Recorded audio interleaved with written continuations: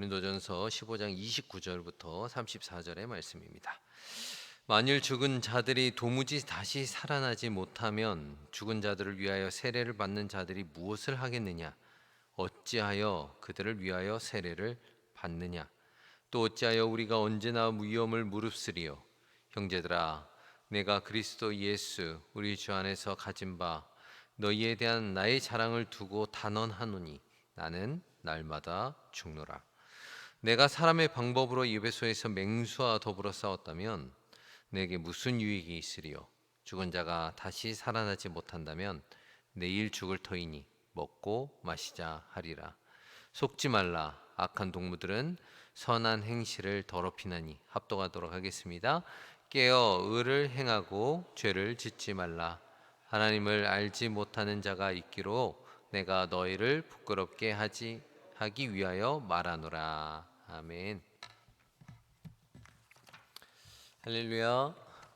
오늘 또 말씀을 사모하시고 기도의 자리를 사모하셔서 이 자리에 나오신 우리 평강의 성도 여러분들을 주님의 이름으로 환영하고 축복합니다.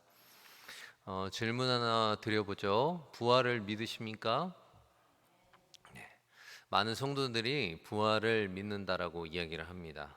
그러나 부활이 삶과 얼마나 연관이 되어 있는가라고 질문해 본다면 삶에 대하여 영향을 주지 못할 때가 많음을 보게 됩니다. 주일의 삶을 보면 부활을 믿는 것 같습니다. 하지만 교회만 나가면 세상 방식대로 살아가는 분들도 많이 보게 되고, 그리고 어쩌면 교회 안에서도 여전히 세상과 똑같은 방식으로 살아가는 교우들도 보게 됩니다. 그런 이들에게 오늘 본문은 질문을 하는 것이죠. 정말 부활을 믿는다면 왜 그렇게 사는 것입니까? 부활 신앙이 있다라고 믿는 우리들은 이 질문에 어떻게 대답하면 좋겠습니까? 오늘 고린도전서 15장의 배경도 이와 비슷했던 것 같습니다. 고린도 교회 안에는 예수의 부활은 인정하지만 성도들의 미래 부활은 부정하는 사람들이 있었다라는 것입니다. 그래서 바울은 그들에게 계속 선포를 하게 됩니다. 그리스도께서 살아나셨다면 우리도 살아난다라는 것입니다.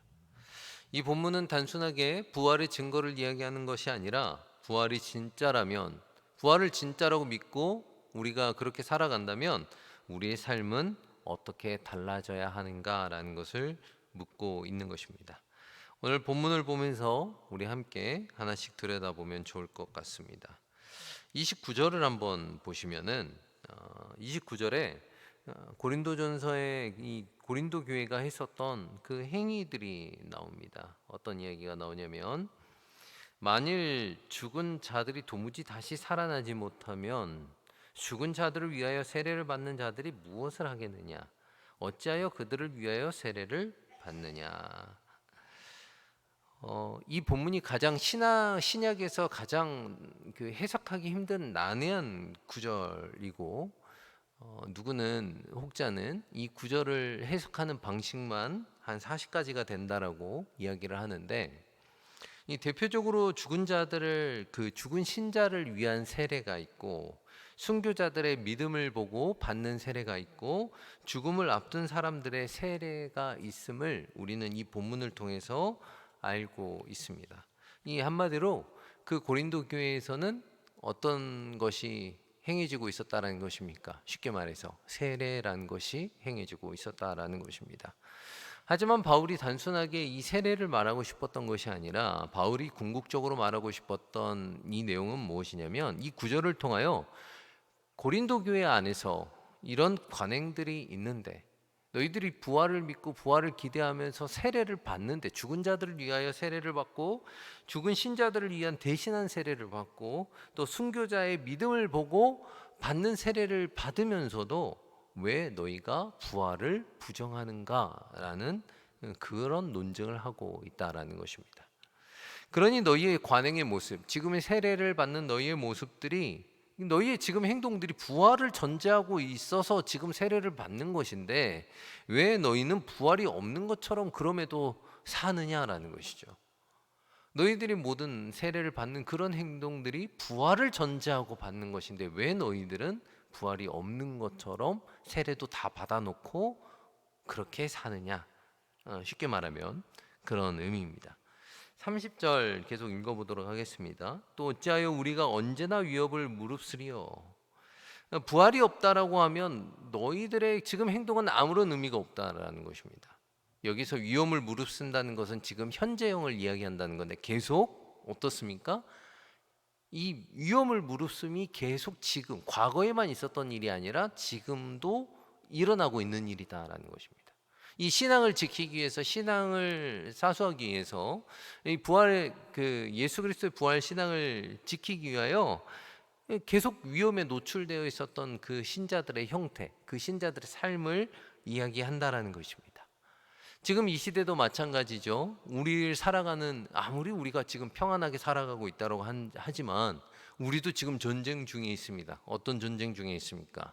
바로 영적 전쟁 안에 있다라는 것입니다. 계속 위험에 노출되어 있고 그리고 그 위험에 노출되어 있는 상황 가운데 안에서 우리는 지금 무엇을 하고 있습니까? 신앙생활을 하고 있다라는 것이죠. 그렇게 너희들도 신앙생활을 하고 있는데 영적 전쟁을 하고 있음에도 불구하고 너희들의 영적 전쟁의 본 모습이 도대체 무엇이냐라고 지금 우리들에게 이 시대를 살아가는 우리들에게 바울은 질문하고 있다라는 것입니다.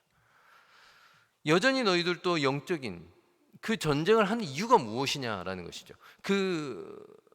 영적인 이유, 영적인 전쟁을 하게 되는 그 근거가 무엇이냐라는 것입니다. 우리도 어떤 것을 믿습니까? 부활 신앙을 믿는다라는 것이죠. 그렇기 때문에 오늘의 하루를 주님 안에서 영적 전쟁을 하면서 살아간다라는 것입니다. 그래서 우리가 필요한 것은 무엇입니까? 31절입니다. 31절 한번 읽어보도록 하죠. 형제들아, 내가 그리스도 예수 우리 주 안에서 가진 바 너희에 대한 나의 자랑을 두었고 단언하노니 어떻게 해요? 나는 날마다 죽노라. 나는 날마다 죽노라. 이 슬로건이 우리에게는 사실은 가장 필요합니다. 이 시대를 살아가는 우리에게 가장 필요한 것은 무엇입니까? 나는 날마다 죽노라. 이 단어를 원어로 보면은 나는 매일 죽어가고 있다라는 뜻입니다. 나는 매일 죽어가고 있다. 이 말이 무슨 의미입니까? 지금도 죽어가고 있다라는 것이죠. 내가 죽어가고 있다라는 것입니다. 그 어느 것도 하지 못하고 내 육체의 어느 것이 나를 지배하지 못한다라는 것입니다. 그러나 이것은 단순하게 육체의 죽음이 아닙니다. 복음을 위하여 내 모습을 희생하는 모습을 이야기하는 것이죠. 그러니까 내 육신의 정욕, 육신의 생각, 육신의 삶, 이 모든 그 삶이 이 나의 삶대로, 나의 생각대로 오늘 또 내가 살아가는 것이 아니라 예수님이 말씀하신 나 자신을 부인하고 십자가를 지라는 그 말씀처럼 그 의미와 같은 맥락으로 살아가는 삶이 바로 누구다라는 것입니까? 그리스도인의 삶이다라는 것입니다. 날마다 우리는 나를 죽여야 됩니다. 조금만 마음 놓아도, 조금만 눈을 돌려도, 내가 조금만 내가 무엇인가 마음을 조금만 그 긴장감을 놓아도 내 마음속 안에서 퍼지는 그 더러운 죄악, 매일매일 내 그 죄악을 죽여야 되는 그 수고를 해야 한다는 것이죠. 그러나 세상은 다릅니다. 32절 마지막에 보면은 죽은 자가 살아나지 못한다면 먹고 마시자 내일 죽으리라. 이 세상의 행태죠. 먹고 마시자 내일 죽자. 이사야 22장 13절을 인용한 것인데 이 쾌락주의 인생관을 드러내는 이 본문이다라는 것입니다. 먹고 마시자. 왜입니까? 이들이 왜입니까? 부활이 없는 것처럼 부활이 없다라고 믿기 때문입니다. 부활이 없다면 우리가 고난받을 필요도 없습니다. 이 자리에 와서 헌신할 필요도 없습니다. 희생할 필요가 없는 것이죠. 내 마음대로, 내 뜻대로, 주변의 눈치 보지 않으면서 살아가는 것입니다. 믿지 않는 자들에게 그리스도인들의 인내의 모습은 바보 같은 행동입니다. 그들이 보기에는 너무나도 바보 같은 행동이죠. 가치가 없는 행동인 것입니다.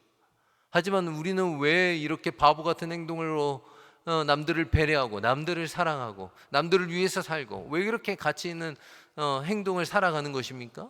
바로 그리스도인의 가치를, 부활의 소망을 가졌기 때문이다라는 것입니다.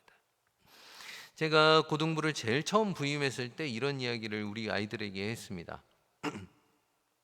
예배의 모습이 많이 흐트러져 있길래 자거나 아니면 스마트폰을 하는 이 아이들의 모습을 보면서 아이들을 다 깨우면서 차라리 자지 말고 그냥 스마트폰 열심히 하고 돌아가서 영화 하나 더 풀고 수학 문제 하나 더 풀어서 그냥 세상에서 성공하고 지옥 가는 게 낫다.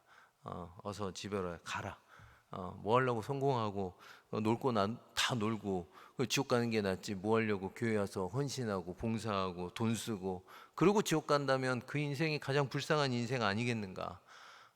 왜 제일 불쌍한 사람처럼 여기에서 아무 생각도 없이 그냥 자고 핸드폰하고 그런 모습으로 왜 여기 앉아있냐. 하지만 이 자리에 남고 싶다면 열심히 배워라. 10수년간 너가 교회 다닌 것에 대하여 헛되지 않도록 해라. 뭐 이런 이야기를 했던 적이 있었던 것 같습니다. 했던 적이 있습니다.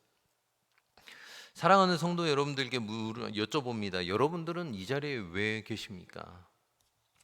이 새벽에 왜 이 자리에 나와서 기도하고 계십니까? 우리는 다 아는 것입니다. 어떤 것을 압니까? 오늘이 다가 아니다라는 것입니다. 영원히 있다라는 것이죠. 그러니 부활을 믿는 사람은 아는 것입니다. 하나님 안에서 수고는 결코 헛되지 않음을 아는 것입니다. 그래서 어쩌면 오늘 매일매일 죄를 죽이는 우리의 수고가 필요하다라는 것이죠. 한 방에 죽이지 못합니다. 절대로 한 번의 은혜와 한 번의 말씀을 듣는 걸로 죽이지 못합니다.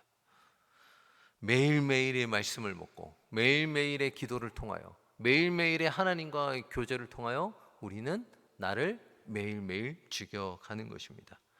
하지만 역시나 오해하지 말아야 될 것은 이러한 마음을 주는 분도 누구이시다? 하나님이시다라는 것입니다. 죄를 경계하고 죽이려는 마음 다 하나님이 허락하셔야 된다라는 것입니다. 그래서 오늘 본문을 보다 보면 바울은 부활에 대하여 설명을 하다가 뜬금없이 죄를 짓지 말라고 합니다. 부활에 대해서 열심히 설명을 하다가 갑자기 죄를 짓지 말라는 것이죠. 이게 뜬금없는 게 아닙니다. 매일매일 죽는 수고가 있어야 되는 것에 대한 연결점을 이야기하고 싶었던 것입니다. 그것이 바로 죄를 죽이는 것이다. 바로 어떤 것입니까? 우리 부활신앙에 믿는 것, 예수 그리스도가 죽고 다시 살아나셔서 우리에게 부활의 소망이 되셨다는 걸 믿는 것, 그것은 바로 교리입니다. 그 교리는 반드시 어떻게 돼요? 오늘의 삶을 죽이는 나의 삶으로 연결이 되어야 된다는 것입니다. 부활신앙이라는 것은 입술로 아닌 행동으로 드러나야 된다는 것입니다. 그러면 어떻게 해야 됩니까? 33절 속지 말라라는 것입니다. 미혹되지 말라, 경계해라. 너희의 모습을 계속 경계하라는 것입니다. 내 신앙의 모습 안에서 죄악된 그 모습을 계속 경계하라는 것이죠. 그 영향의 신앙 자체를 부패시키는 부활관에서 온다라고 지금 이야기하는 것입니다. 그러니 나를 먼저 생각해야 됩니다. 그리고 공동체를 돌봐야 한다라는 것입니다. 나와 우리의 공동체는 지금 어떤 모습인가? 부활의 그 교리를 속이고 있지 않는가? 그러려면 어떻게 해야 됩니까? 속이지 않으려면 34절 의를 행하고 죄를 짓지 말라. 원어로 말하면 술에서 깨다, 정신을 차리다, 뭐 이런 뜻입니다. 이 영적으로 취해 있지 말고 정신을 차리라는 의미죠. 이 취하다라는 뜻은 어떤 것입니까? 어떤 것에 뭐 술을 먹고 취하다 이 뜻이 아니라 매몰되어 있는 상태를 말합니다. 집중되어 있는 상태, 우상으로 지배되어 있는 나의 상태를 이야기하는 것입니다. 그러니 지금 바울이 말하고 싶은 것은 무엇입니까? 거기서 나와서 너희들이 정신을 차리라는 것이죠. 너희들이 부활 신앙이 있다면 취하지 말아라. 단순하게 술을 먹지 말라 이 소리가 아닙니다. 너희들이 거기에 매몰되어서 우상에 취해 있지 마라 이 뜻입니다.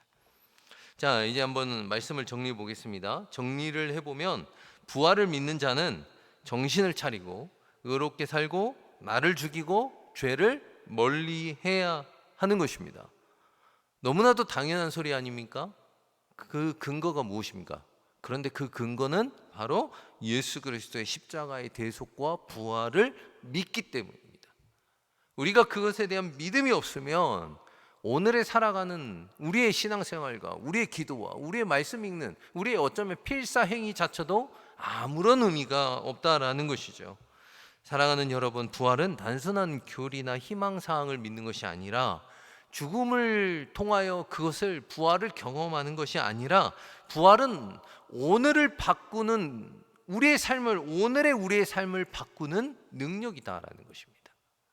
그러기에 우리는 오늘의 삶을 포기하지 않고 오늘의 나의 사명을 감당하고 오늘의 거룩함을, 나의 주어진 오늘의 거룩함을 추구하는 것입니다. 그러기 때문에 어떻게 됩니까? 세상은 오늘 또 막 먹고 마시자 죽자 이렇게 이야기를 하지만은 우리는 믿는 것이죠. 나는 부활을 믿습니다. 그렇기 때문에 주가 나를 살리실 것도 믿고 오늘의 주님의, 그렇기 때문에 나는 오늘의 주님의 말씀에 충성하고 살아가는 것입니다.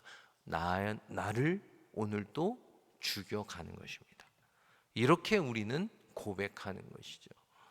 사랑하는 성도 여러분, 부활신앙이 단순한 지식이 아닌 여러분의 삶의 능력이 되시길 주님의 이름으로 소망합니다.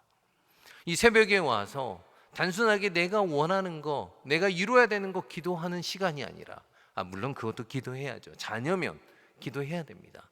하지만 단순하게 거기에 매몰되어서 내가 원하는 거, 내가 바라는 거 기도하는 것이 아니라 그 어떠한 고난 가운데서도 믿음을 지키고 부활의 소망을 가지며 오늘의 나를 죽일 수 있는 그 힘을 달라고 이 새벽 기도 시간에, 하루를 시작하는 이 시간에 그 영광을 그래서 누리는 성도가 되게 해달라고 이 시간 함께 기도하면 좋겠습니다. 바라기는 오늘 하루에 부활의 소망이 있는 우리 평강의 성도들, 성도다운 삶을 살아가는 우리 평강의 성도님들 되시길 주님의 이름으로 축복합니다. 기도하시겠습니다. 하나님 아버지, 우리는 부활의 소망이 있다라고 말하면서도 오늘의 삶을 돌아보면 그렇지 못한 때가 너무나도 많음을 이 시간 고백합니다. 나를 생각하고 나만 생각하고 나를 위해 살고 모든 것이 나에게 집중되어 있던, 어쩌면 그로 인하여 하나님을 잊어버리고 살았던, 부활신앙이 없는 것처럼 주변 사람들에게 나의 모습을 드러내고 살았던 나의 모습들이 있었음을 이 시간 고백하오니 주여 용서하여 주시고 이제는 부활신앙을 가진 자로서의 모습으로 온전하게 살아갈 수 있도록, 오늘의 나를 죽여갈 수 있도록 주님 도와주시옵소서. 감사하며 주 예수 그리스도의 이름으로 기도합니다. 아멘.